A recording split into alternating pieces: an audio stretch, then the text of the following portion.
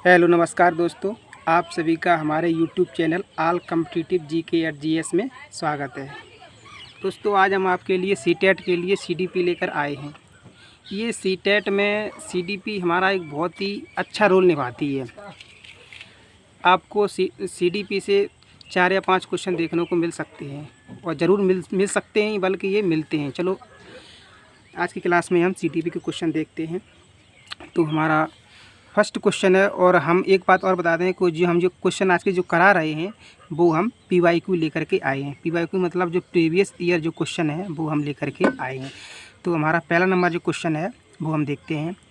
तो हम क्वेश्चन को पढ़ते हैं पहले कि कक्षा में खेल प्रतियोगिता में हिस्सा लेते समय तनुज अपने दोस्त से कहता है कि वह भाला फेंकने में हिस्सा लेगा और रस्सी कूदने में उसकी बहन हिस्सा ले सकती है, क्योंकि वह एक लड़की है और लड़कियां भाला नहीं फेंक सकती हैं। यह डैश को प्रदर्शित करता है। मतलब ये हमारा क्वेश्चन है और इसके 4 हमारे ये ऑप्शन दिए गए हैं। फर्स्ट ऑप्शन हमारा जेंडर सम्मतता, सेकंड है जेंडर समानता, थर्ड है हमारा जेंडर समता और फोर्थ है हमारा जेंडर रूढ़िवादिता। तो देखो दोस्तों, भले ही हमारा ये क्वेश्चन बहुत बड़ा देखने में लग रहा है, ठीक है, लेकिन हमें इससे कोई घबराने की ज़रूरत नहीं है। हमें सिर्फ एक पॉइंट को पकड़ते हैं इसमें। तो हमने मतलब हाईलाइटर करके रखा है कि एक लड़की है और लड़कियां भाला नहीं फेंक सकती। इसमें जेंडर की बात की गई है, वो भी रूढ़िवादिता से संबंधित है। तो इसी पॉइंट को पकड़ के हमारा ये क्वेश्चन हल हो रहा है। तो हमारा इस क्वेश्चन का आंसर है हमारा डी ऑप्शन, राइट आंसर हो जाएगा, ठीक है, जेंडर रूढ़िवादिता। तो अब नेक्स्ट क्वेश्चन हमारा तो क्वेश्चन नंबर 2। तो क्वेश्चन नंबर 2 हमारा रहेगा हाँ, अपसारी चिंतन और जबकि अभिसारी चिंतन। तो ये मतलब इनके बारे में पूछा गया है। सीटेट का हम चाहे कोई भी एग्ज़ाम दें, चाहे 6 मंथ बाद हमारे एग्ज़ाम होता है, तो इसमें अभिसारी चिंतन और अपसारी चिंतन ये ज़रूर आता ही आता है, ठीक है। तो ये बहुत ही हमारा मोस्ट इम्पोर्टेंट है, इसलिए हम अपनी क्लास में आज अपसारी और अपसारी को लिया है। तो इसका एक बार हम जल्दी से बता दें, अपसारी का मतलब क्या होता है और अपसारी का मतलब क्या होता है। अपसारी का मतलब ये होता है कि कोई भी समस्या होती है उसके हम बहुत सारे समाधान, बहुत सारे या सोल्यूशन होते हैं, तो हम वो हमारा अपसारी चिंतन कहलाता है। अपसारी मतलब यही रहता है कि किसी भी समस्या को कोई एक ही समाधान हो, तो वो हमारा अपसारी चिंतन कहलाता है। तो इसी के हम ऑप्शन एक बार जल्दी देखते हैं। तो फर्स्ट नंबर ऑप्शन है हमारा कई उत्तरों को प्रोत्साहित करता है, एक सही समाधान पर स्थिर है। ये फर्स्ट हो गया। सेकंड है हमारा एक सही समाधान पर स्थिर है, कई उत्तरों को प्रोत्साहित करता है। थर्ड ऑप्शन है हमारा गणितीय क्षमताओं को बढ़ावा देता है, मौखिक क्षमता को बढ़ावा देता है। फोर्थ ऑप्शन हमारा मौखिक क्षमताओं को बढ़ावा देता है, गणितीय क्षमताओं को बढ़ावा देता है। तो आज आइए जिस हिसाब से हमने आपको इसकी परिभाषा बताई उसी हिसाब से हमारा 1 नंबर ऑप्शन हमारा सही हो जाएगा। नेक्स्ट क्वेश्चन देखते हैं दोस्तों हम। हाँ, अब क्वेश्चन नंबर 3 की तरफ चलते हैं हम। तो निम्नलिखित में से कौन सा कथन समावेशी शिक्षा के बारे में सही नहीं है। तो देखो यहाँ पर ये समावेशी शिक्षा से एक ना एक क्वेश्चन तो आना ही है। अब इस क्वेश्चन में मेन बात क्या है, देखो हम लोग ध्यान नहीं देते हैं। जो नहीं वाले जो क्वेश्चन होते हैं वो एग्जामिनर बहुत ही ज़्यादा देता है और हम लोग यही ध्यान नहीं देते हैं और हमारा ऑप्शन वो हमारा क्वेश्चन है वो गलत हो जाता है। तो देखो जो सही है वो नहीं, सही नहीं है हमको वो ढूंढना है इसमें, ठीक है।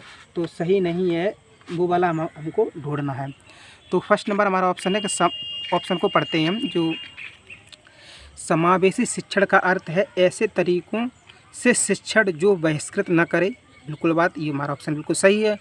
सेकंड नंबर ऑप्शन हमारा ये कह रहा है कि समावेशी शिक्षण का अर्थ है उस शिक्षा शास्त्र को अपनाना जो सभी शिक्षार्थियों की आवश्यकताओं का समर्थन करता है। बिल्कुल बात सही है, ये भी हमारा सही है। एक समावेशी, थर्ड नंबर हमारा है, एक समावेशी कक्षा भाषा शैली में अंतर को समायोजित करती है और सहयोग को बढ़ावा देती है। ये भी बिल्कुल बात सही है। और फोर्थ नंबर है हमारा निश्चित पाठ्यचर्या और मानक मूल्यांकन के आसपास की एक समावेशी कक्षा को केंद्र होता है। तो इसका हमारा सही नहीं ऑप्शन वाला हमारा ये वाला ऑप्शन गलत है और हमारे ऑप्शन सभी सही हैं। तो इस प्रकार से हमारा क्वेश्चन नंबर 3 का फोर्थ नंबर आंसर हो जाएगा। अब क्वेश्चन नंबर 4 ये अपकथन वाली। तो नेक्स्ट क्वेश्चन हमारा रहेगा। तो नेक्स्ट क्वेश्चन हमारा क्वेश्चन नंबर 4। दोस्तों ये कथन वाले क्वेश्चन एग्जामिनर बहुत ही रखता है, ठीक है, तो इसलिए हमने 2 क्वेश्चन ये भी लिए हैं। तो चलो कथन हमारा क्या कह रहा है कि शिक्षार्थी जो पहले से जानते हैं उसके आधार पर अपने ज्ञान का निर्माण करते हैं। जो और फिर कार्ड इसका है पैटर्न ढूंढना और पिछले ज्ञान के साथ जुड़ाव बनाने से शिक्षार्थियों को जानकारी को सार्थक रूप से संसाधित है करने में मदद मिलती है। ये इसका हमारा कारण हो गया है। अब इसके हमारे ऑप्शन है ये, मतलब ए और आर सही। तो मतलब इसको जब पढ़ते हैं तो हमारा सॉल्यूशन निकलता है इसका। तो हम मतलब पहले ऑप्शन को बड़े ध्यान से पढ़ते हैं। तो पहला ऑप्शन हमारा ए और आर दोनों सही हैं, और आर जो ए की आर सही व्याख्या करता है। दूसरा हमारा ए और आर दोनों सही हैं लेकिन ए की आर सही व्याख्या नहीं करता है। तीसरा ऑप्शन हमारा ए सही है और लेकिन आर गलत है। चौथा ऑप्शन है ए और आर दोनों गलत हैं। तो इस प्रकार से हमारा ए ऑप्शन करेक्ट है। इसमें हमारा ए और आर दोनों सही हैं और जो ए की आर सही व्याख्या कर रहा है। ठीक दोस्तों, क्वेश्चन नंबर 5 पे आते हैं। तो क्वेश्चन नंबर 5 भी हमारा वही अपकथन वाला क्वेश्चन है। तो इसमें कथन दिया गया हमारे बच्चों द्वारा बचपन अलग अलग संस्कृतियों में अलग अलग तरह से अनुभव किया जाता है। इसका हमारा कारण दिया गया है कि बच्चों का विकास सार्वभौमिक है। ठीक है, तो इस प्रकार से हम इनके भी मतलब जो ऑप्शन है वो भी पढ़ देते हैं। तो ए और आर दोनों सही और आर ए की सही व्याख्या करता है। सेकंड नंबर ऑप्शन है कि ए और आर दोनों सही हैं लेकिन ए की आर सही व्याख्या नहीं करता है। ए सही है लेकिन आर गलत है और ए और आर दोनों गलत हैं। तो इस प्रकार से हमारी इसमें दोनों सही हैं और जो ए है आर है वो ए की सही व्याख्या करता है। तो इसका एक क्वेश्चन नंबर 1 हमारा ये इसका आंसर, क्वेश्चन नंबर 5 का हमारा ऑप्शन 1 ये हमारा सही हो जाएगा। तो दोस्तों आज की क्लास में बस हम यही 5 क्वेश्चन करा रहे हैं और मेरा वादा है कि इन 5 क्वेश्चनों में आपको सीटेट का जब 7 जुलाई को आप एग्ज़ाम देने के लिए जाएंगे 100% एक या दो क्वेश्चन हमारी क्लास से आपको 100% मिलेंगे, ये मेरा वादा है। तो दोस्तों अगर आप हमारी क्लास को मतलब अच्छी लगी हो तो मेरे चैनल को सब्सक्राइब कर दें। धन्यवाद दोस्तों।